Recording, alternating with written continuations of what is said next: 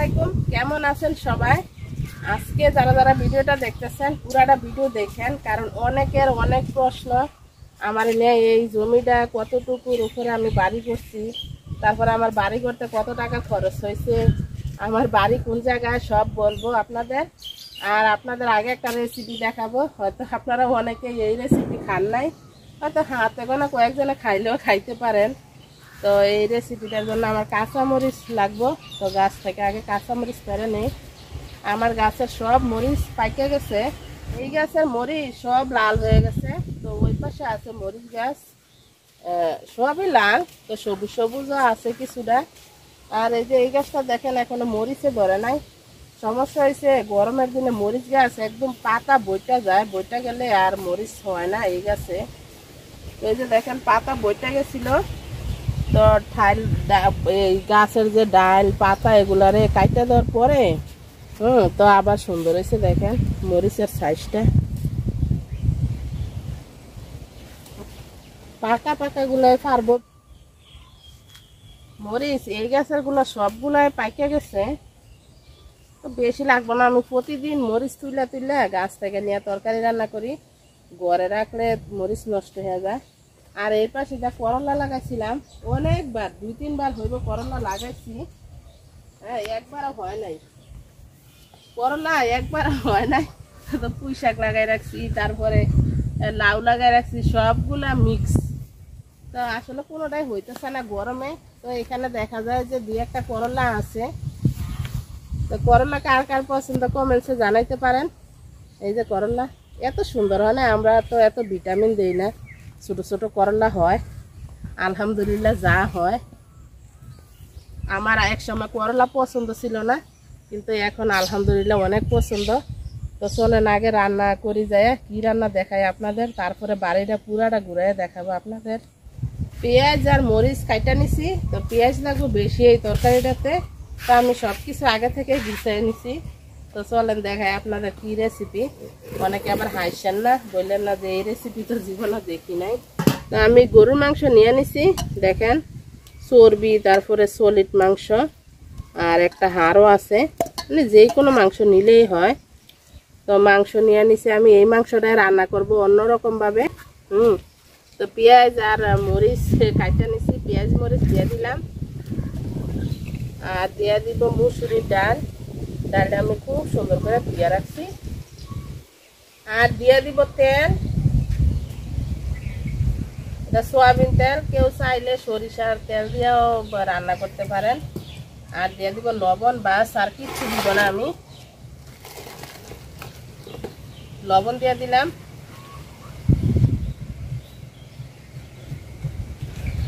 এখন আমি মাংসটা খুব সুন্দর করে মাখায় নিব। হলুদ দিব না কিন্তু, হলুদ ছাড়া মাখাইয়া বেশি করে পানি দিয়ে বসাই দিব। খুব সুন্দর করে মাখায় নিছি, দেখেন সাদা কিরকম দেখা যায়। তো রান্না করে খাইলে আশা করি মজা হইব। সব মাখানো মাংসটা পাতিলে ডাইলা দিলাম। তো এই রেসিপিটা আমার হাজব্যান্ড যখন মানে বিয়ার আগে একলা ছিল, তখন নাকি সে রান্না করে খাইছে। তো আমার অনেকদিন ধরে বলতেছে যে এই রান্নাটা করে দিতে, আমি আসলে সময় সুযোগ পাই না, তো রান্নাও করে দিতে পারি না। তো বেশি করে পানি দিয়ে দিব, যেহেতু গরুর মাংস সিদ্ধ হইতে তো একটু সময় লাগবে। তো অনেক বেশি করে পানি দিয়ে চুলার জাল জ্বালাইয়া তারপর আমি ডাইকা রাইখা দিব, আর কিছুই দিব না এই মাংসতে।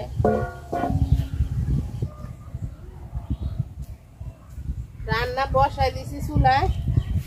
তো অনেকের অনেক প্রশ্ন, সবার বেশি প্রশ্ন আসে, আপু আপনার বাড়ি কোন জায়গায়, কোন জেলায়? তো আমার বাড়ি হয়েছে কুমিল্লা জেলা, দেবিদ্বার থানা। আর আরো অনেক অনেক প্রশ্ন আছে যে আমার এই বাড়িটা করতে কত টাকা খরচ হয়েছে। আর অনেকের বেশি মানুষের প্রশ্ন যে আপু আপনার বাড়িটা যে করছেন কতটুকু জমির উপরে করছেন।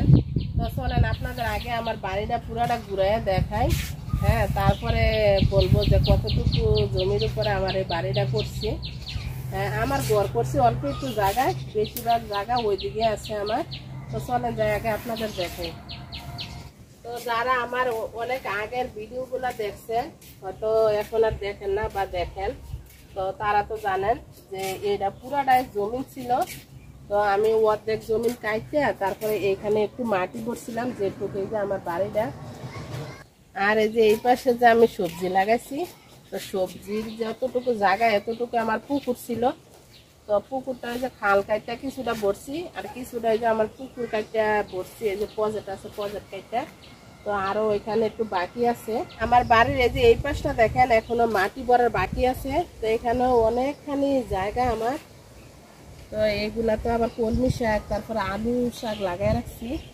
আর ওই যে ওই পাশে তো দেখছেন বরবটি আর হচ্ছে সিম লাগাই রাখছি, কিন্তু সিম হয় না, শুধু শুধু সিম লাগাইছি। ফুল হয় অনেক, কিন্তু সিম হয় না। গরমে ফুলগুলা জোরে জোরে পড়ে যায়। তো ইনশাল্লাহ শীত আসলে আবার আমি পুরাটা দিয়ে সিম লাগাই রাখবো। ওই পাশে রাস্তা, তো রাস্তার ওই পাশ থেকে আবার বাড়ির ভিতরে মানুষ দেখা যায়। আর এদিক দিয়ে যদি সবজি লাগাই রাখি তো আর দেখা যায় না।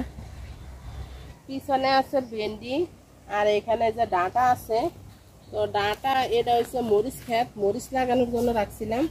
তো ডাঁটা বড় একটা আছিল, বীজ পইরা এমনি এমনি হয়েছে আলহামদুলিল্লাহ এগুলা। এই পাশেও ডাঁটা আছে, ডাঁটার পরে পুঁই শাক লাগাইছি। হ্যাঁ, পুঁই শাকের পরে আছে লাল শাক। আসলে সবজি হয় না, শীতের দিনে হইতেছে না, গরমের দিনে হইতেছে না। তো এই যে লাগাইছি যে সবজি, 1 ঘন্টা বৃষ্টি হইলে আবার গোড়াগুলা পচে তারপরে নষ্ট হয়ে যায়।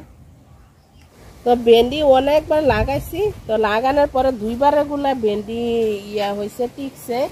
তো এই যে এগুলা নতুন লাগাইছি, তো মাশাআল্লাহ এগুলা দেখতে একটু সুন্দর, এখনো ভেন্ডি হয় নাই। আর ওই যে ওই পাশে এগুলা থেকে কয়েকটা পারছি ভেন্ডি এখনো আছে।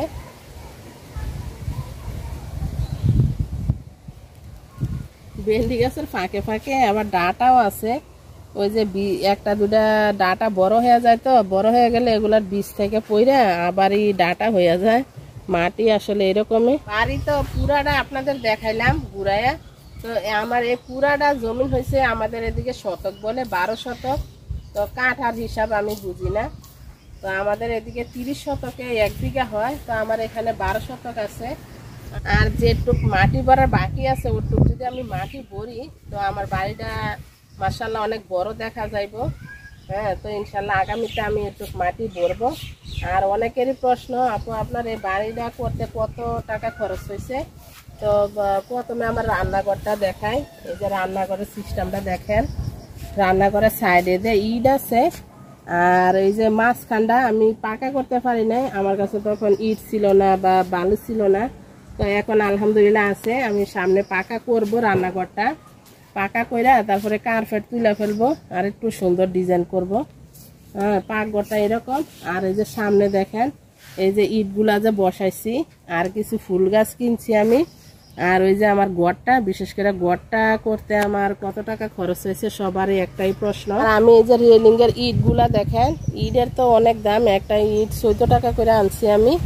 তো রাস্তাটার নিচেও ইট বসাই না আমার। তো ইট আর ঘর তারপরে কাঠ সব কিছু মিলাই আমার টোটালি 4 লাখ টাকা খরচ হয়েছে। আর আমি একটা ব্রিজও দিছি, মানে ব্রিজটা সহ নিয়ে। তো এইটারে আমরা পুল বলি বা ব্রিজ বলি, যায় বলি। তো 2 পাশে খাল দেখেন। তো এই বাড়িটা যখন করি তখন এই পুলটা আমি দিছি, এটা সম্পূর্ণ এই যে নিচেরটা মোটা লোহা। তো পুরাটা মিলে বলবো আপনাদের যে কত টাকা খরচ হয়েছে। হ্যাঁ, আর নিচে আছে সিমেন্টের পিলার। তো বৃষ্টিতে আমার পুলটা নষ্ট হয়ে গেছে, আগে অনেক সুন্দর ছিল। তো ইনশাল্লাহ সামনে আরো সুন্দর করবো আমি, রেলিং দিব। তো অনেকে বলেন আপু রেলিং দিয়ে, ইনশাল্লাহ রেলিং দিব আমি সামনে। আপনাদের তো দেখালাম ব্রিজ। আর আমার এই বাড়িটা মিলে পুরাটা আমার 4 লাখ টাকা খরচ হয়েছে। তো আমি যদি ইট দিয়ে করতাম এই ঘরটা, তো আর বেশি 1 লাখ টাকা যাইতো। তো আমি সুন্দরের জন্য টিন দিয়ে করছি, এবং সব কিছু আমার পছন্দ মতো করছি, রং তারপরে কাঠ লাগানো।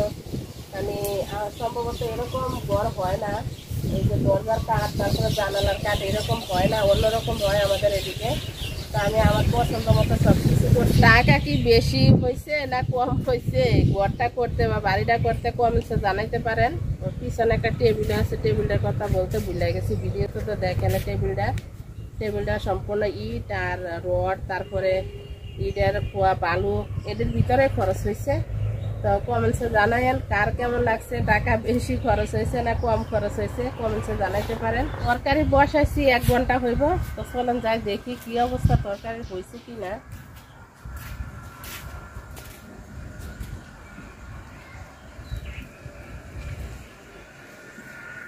তরকারি দেখি হয়েছে কিনা। আলহামদুলিল্লাহ খুব সুন্দরভাবে হয়েছে। যে তরকারিটা মানে খাইব তার পছন্দ মতোই রান্না হয়েছে, যেরকম খাইতে চাই সেই রকমের রান্না করছি। তো ডালটা দেখাই আপনাদের কেমন হয়েছে তরকারি।